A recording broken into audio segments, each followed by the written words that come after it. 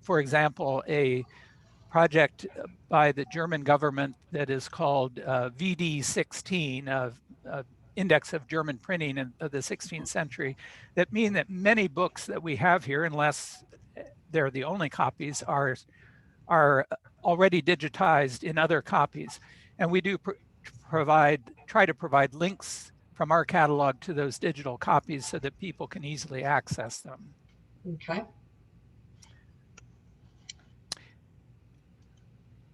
I'll just comment that there will be a few links in what Sandra sends out following this presentation that will give you some ways to look for digital Anabaptist Mennonite materials. That's great. Do most Hutterites live collectively in colonies? John is wondering, and another John, is the US practice different than the Canadian practice? So I believe I would be correct in saying that 100% of people who call themselves Hutterite today do live in communal colonies. There are several subgroupings, sort of 4 major ones right now. There had for many years been 3. One group of immigrants who arrived in South Dakota, and if you took in Marnette Hofer's presentation last spring, you would have seen information about the Hutterites' arrival. But one group didn't pick up communal living when they arrived, but most of the rest did. And they have slightly different practices based on group identity, but they all feature this communal lifestyle. Interestingly enough, books are one of the few items that are considered almost private property in the otherwise communal aspect. Wow. And that's why there would be the ownership and decision making to bury books with people, right, and things like that. Okay. Wow. Another question about Lizzie Yoder. You said you don't know who her parents were. Do you know who she married? Anything like that? Yeah. So we do. Yeah. If one goes to any genealogical reference source that includes the Amish, it's easy to identify her. Unfortunately, I didn't write down her life dates specifically, but for example, in Gingrich and Kreider's Amish Mennonite genealogies, it would be an Elizabeth Yoder, her name would appear, and she married a Byler. I don't remember his name offhand, but we do have the dates and the information about her parents and her children. Perfect. We can link to that in the follow-up email as well. Yeah. Excellent. And how does your collection from the founding era of Anabaptism compare to other collections of this era in the world? So there are several U.S. collections that have some strength in 16th century resources. Bethel College, you'll hear from next week, if you're there, has a considerable number of 16th century publications. Eastern Mennonite University in Harrisonburg, Virginia also does. I would say that although there are certain individual strengths in each of those collections that differ from ours, broadly speaking, we would have the strongest Anabaptist Mennonite 16th century collection in the United States. The Amsterdam Mennonite collection would be substantially stronger in Dutch language materials, but then we would have some German language things that they do not have. Okay, great. So that's kind of a specialty for you, the 16th century collection. Excellent. What Anabaptist items would you most like to add to the collection, Jay is wondering?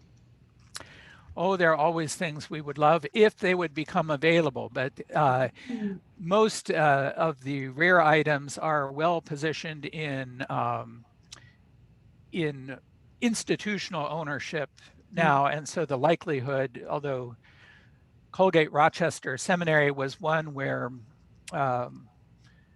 through unfortunate financial circumstances, they ended up selling a massive number of Reformation era publications, and we were able to add a number from there, including that martyrology I showed. But for example, an earlier print of Michael Sattler's Schleitheim Confession would be marvelous to have here in the collection, because that would push us back closer to the beginning in terms of physical evidence. But I don't anticipate that such a copy will ever become available.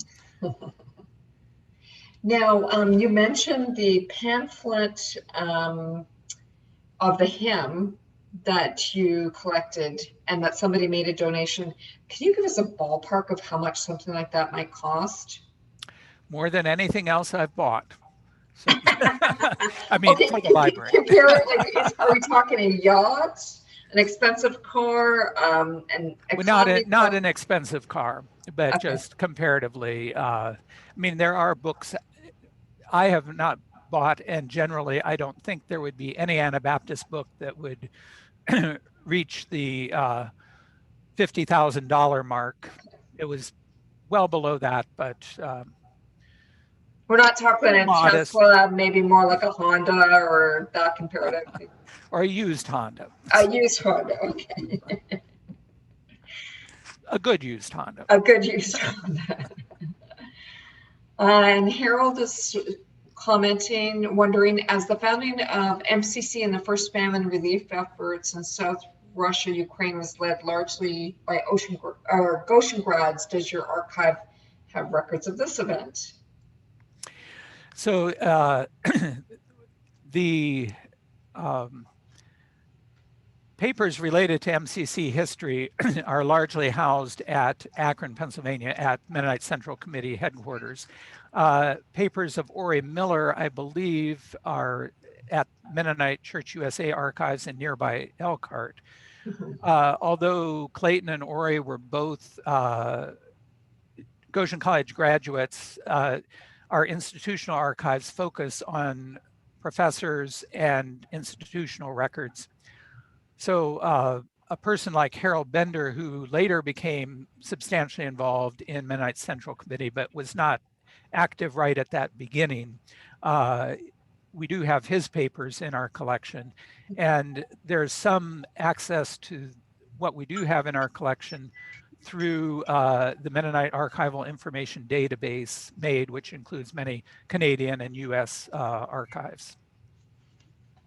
Okay, and when you're considering who gets what and who should collect what, do archivists and curators ever have to arm wrestle over things like about who's going to get what? I would say that in part because of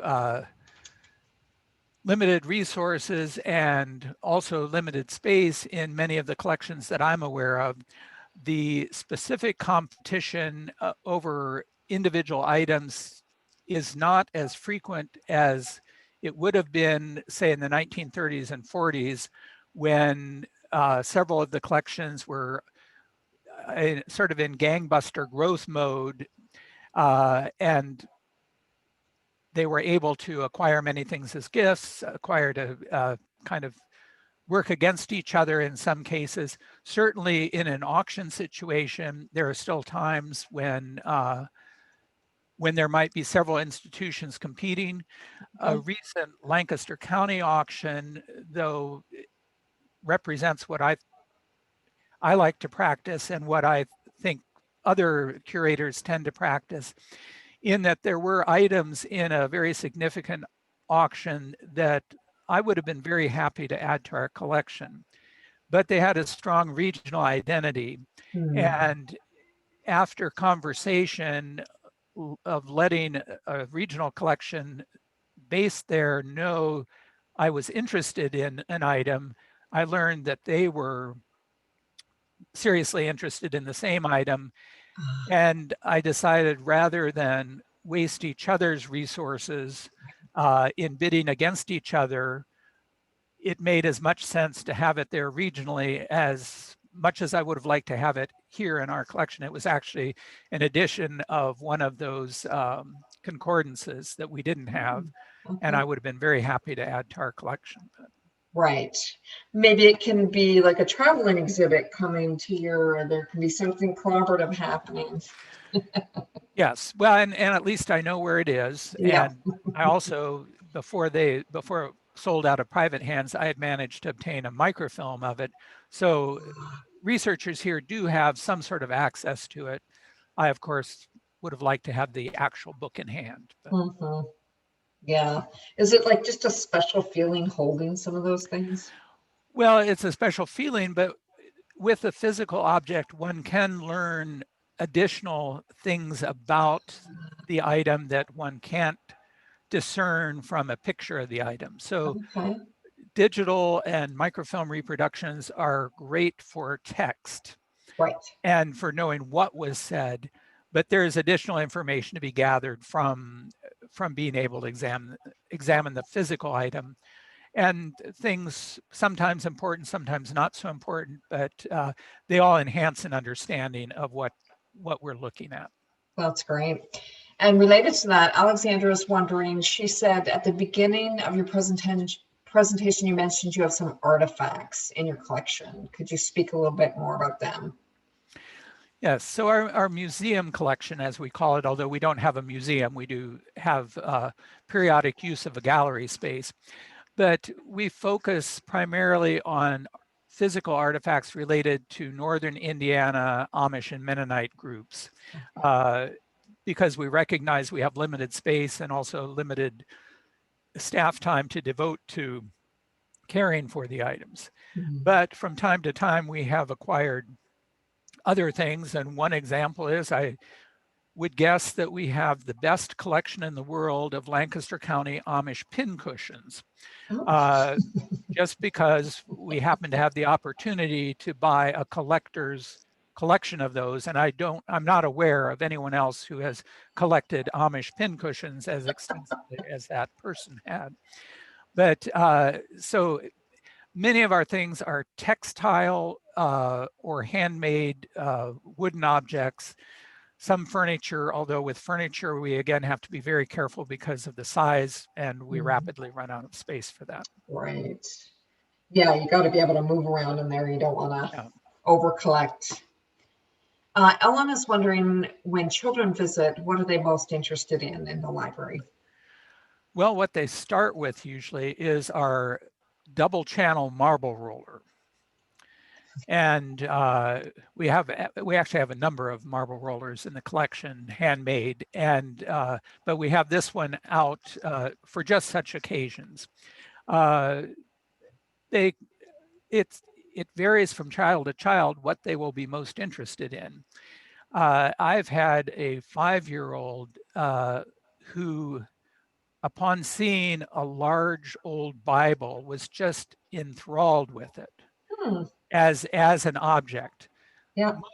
Most 5-year-olds can take or leave a book, but it, depending on the child, different things will speak to them. Hmm. Another thing we sometimes bring out for them is a tray from Brazil that was made of has butterfly wings under glass, and it was made as some souvenir for a Mennonite visitor. But children like to look at that and guess what it's made of. Some manage to guess, others don't. Another object is a wooden horse that was made for one of the first American Mennonite missionary children born in India. The grandfather from Wayne County, Ohio, sent money to India so that his grandchild could have, he hadn't seen the grandchild, could have a horse. Oh, you froze up on us.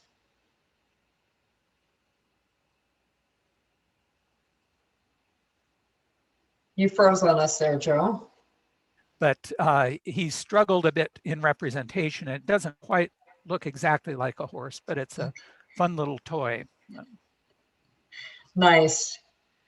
And we're going to be wrapping up in a couple minutes here. I'm just going to, we'll do one more question and the rest are just going to have to be answered by email. Lori's wondering, did Mennonites as well as Amish ever use the Ausbund? And if so, when did they stop using it? Yeah, so of course the Ausbund came into existence before the split of Amish and Mennonite groups and was in use for over 100 years before the Amish and Mennonites split as groups. And the descendants of the Amish in Europe who gradually distinctions between Amish and Mennonites in Europe disappeared over time, and there was never an Old Order group as we know of Old Order Amish today. But some European Amish would have used Ausbunds into the mid-19th century for sure, and some Mennonite congregations would have also. Generally, by the 1800s, by the 1700s, they would have started using other. Oh, you froze on us again.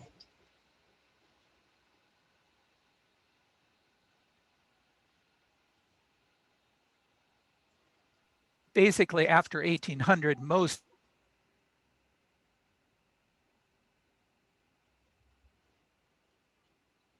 We just lost your sound. I'm not hearing you. Okay. Okay, I got you. Yeah. So you're saying, can you repeat just the last thing you said? Okay.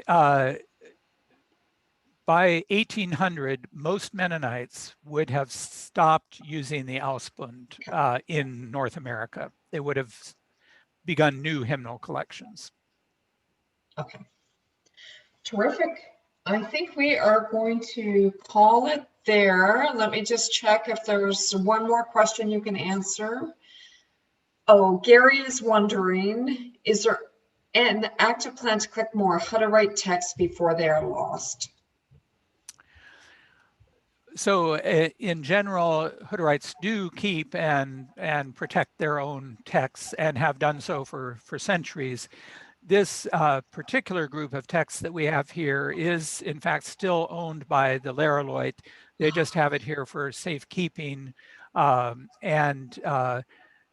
is one group of Hutterites who are quite adept at modern technology, and I know they are trying to digitize many Hutterite texts, some of which they own, some of which they're borrowing from other places. So they're definitely very conscious of and trying to protect their own history.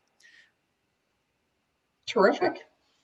Well, thank you, Joe. That has been so informative. And thank you for introducing us to your special collection and telling us about your Mennonite Historical Library. We're so pleased. And thank you, everyone, for joining us. You'll be receiving a follow-up email with some of the information that Joe mentioned. And we look forward to seeing you next week. Thanks again. Thank you. Bye now.